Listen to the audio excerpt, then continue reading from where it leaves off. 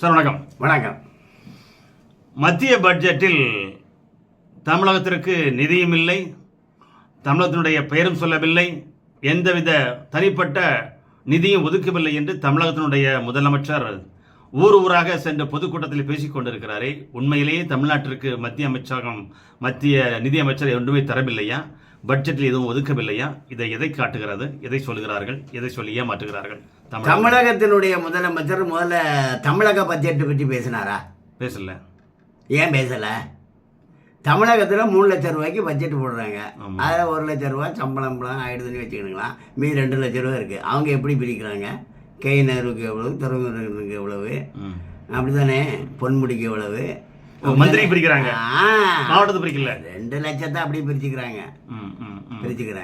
அவங்க பட்ஜெட் படிக்கிறாங்கல்ல, அதில் கன்னியாகுமரி மாவட்டம் வந்துருச்சா? வரல. திருநெல்வேலி வந்துருச்சா? வரல. எல்லா மாவட்டமும் பேர் வருதா? தூத்துக்குடி வரல.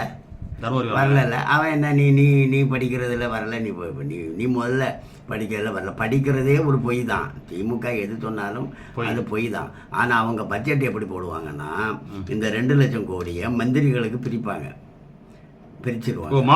மந்திரிகளுக்கு பிரிப்பாங்க.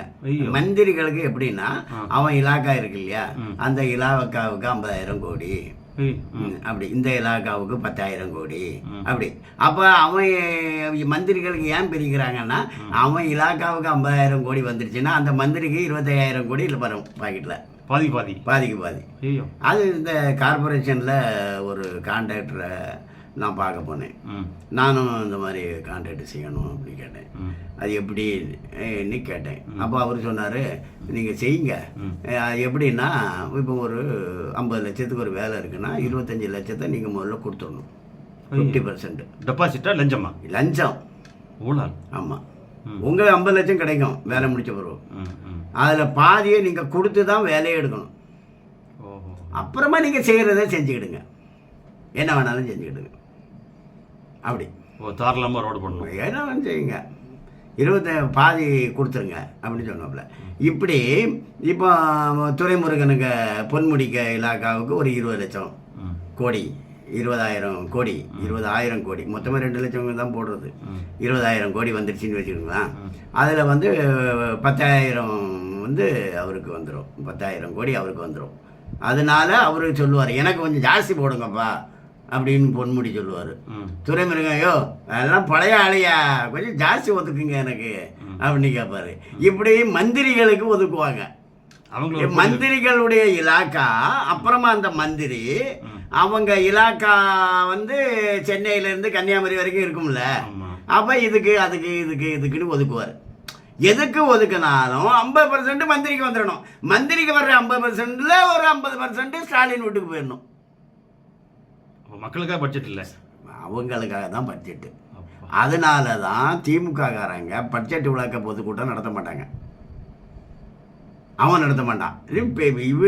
மத்திய அரசனுடைய பட்ஜெட்டை தான் கேள்வி கேட்டுட்டு இருப்பான். ஏன் தமிழ்நாடு பேர் வரலன்னு கேட்பான். இதே திமுகவும் காங்கிரஸும் சேர்ந்து 2004 இருந்து 2013 வரைக்கும் 10 வருஷம் அவங்க 14 மே மாதத்தில் பிஜேபி வந்துடுச்சு. ஆமாம், 10 வருஷம் அவங்க பட்ஜெட் போட்டாங்க. அந்த 10 வருஷம் பட்ஜெட் போட்டப்போ தமிழ்நாடு பேர் வந்துடுச்சா? வரல. 4-5 வரல, 5-6 வரல, 6-7 வரல, இடையில ஒருக்க வந்துச்சு, இன்னும் ஒருக்க வந்துடுச்சு.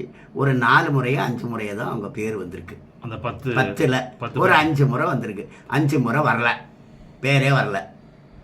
அப்போ நம்ம போய் பேரே வரல, தமிழ்நாடு பேரே வரலன்னு கேட்டோம். அது முட்டாள்தனம், அப்படி கேட்கக்கூடாது. ஏன்னா பேர் வர்றது வரலைங்கிறது அது படிக்காதவனுக்கு வரும் தெரியாது, அறிவாளிக்கு தெரியும், அது கேட்க மாட்டான். புத்தி இல்லாதவன் கேட்பான், அப்படி பேர் ஏன் வரலன்னு.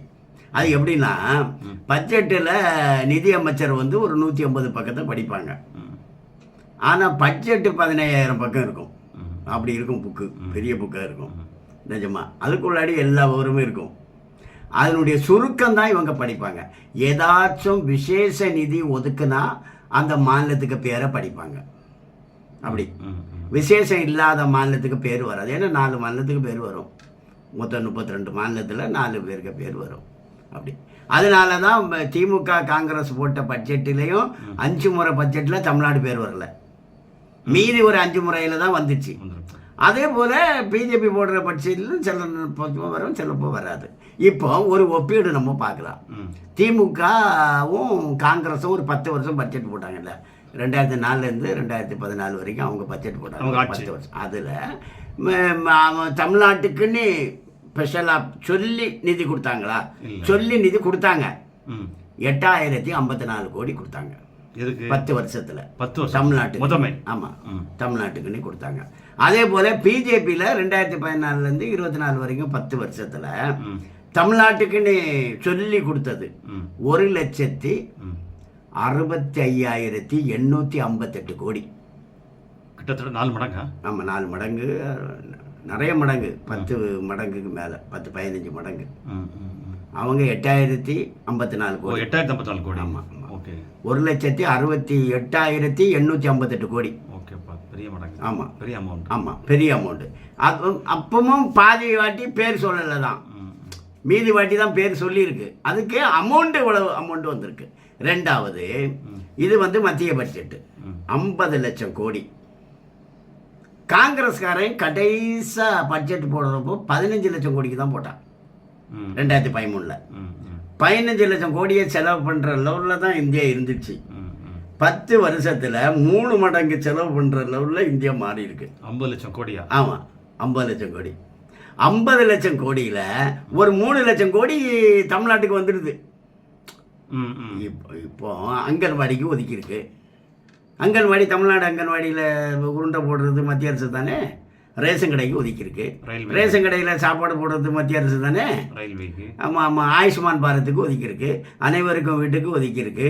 சுத்தமான குடிநீருக்கு ஒதுக்கியிருக்கு. அப்போ பேர் சொல்லலைன்னா சுத்தமான குடிநீருக்கு ரூபா ஒதுக்கியிருக்காங்கல்ல. முத்ரா வங்கி லோனுக்கு ஒதுக்கியிருக்குல்ல.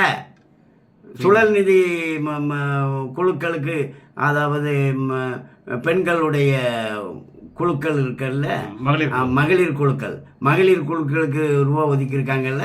இப்படி விவசாயிக்கு ரூபா ஒதுக்கியிருக்காங்கல்ல, விவசாயிக்கு, மருத்துவத்துக்கு ஒதுக்கியிருக்காங்க, கல்வித்துறைக்கு ஒதுக்கியிருக்காங்க. இப்படி எல்லாத்துக்குமே தமிழ்நாட்டுக்கு வந்துடும். 50 லட்சம் கோடியில் 3 லட்சம் கோடி தமிழ்நாட்டுக்கு வந்துடும்.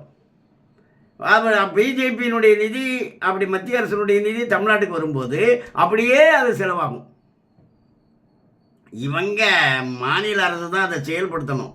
அதில் இவன் கட்டிங் போட்டால் உண்டு. இப்போ அந்த எல்லாருக்கும் சுத்தமான குடிநீர் ஜன்தன் திட்டத்தில் வெறும் பைப்பு மட்டும் நட்டு வச்சுருந்தான். ஜல்ஜீவன். ஆமாம், ஜல்ஜீவன் திட்டத்தில் வெறும் பைப்பு மட்டும் நட்டு வச்சு ஃப்ராட் பண்ணாங்க. அது கண்டுபிடிச்சாங்க. இந்த மாதிரி திமுக காரன் ஏதாவது கொள்ளை அடிச்சுட்டு போனால் உண்டு. ஆனால் திமுக காரன் போடுறான் பாருங்க 3 லட்சம் கோடியில் ஒரு 2 லட்சத்தை பங்கு வைக்கிறான் பாருங்க. 1 லட்சம் தான் பங்கு. அப்புறமா கான்ட்ராக்ட் பங்கு அதெல்லாம் போக என்ன வரும்? பாதிக்கு பாதி அவன் எடுத்துக்குவான். ஆனால் மத்திய அரசு கொடுக்குற 3 லட்சமும் அப்படியே வந்துடும். திமுக காரன் ஏதாவது திருடினா தான் உண்டு. மீதி எல்லாம் மக்களுக்கு போய் சேர்ந்துடும். இதுதான் பட்ஜெட்டுடைய நிலவரம். ஆனால் இவர் பேர் இல்லை. நீ போட்ட பட்ஜெட்லேயே பேர் இல்லையாப்பா. திமுக காங்கிரஸ் போட்ட பட்ஜெட்லேயே பேர் இல்லையே. என்ன பேசிகிட்டு இருக்கீங்க?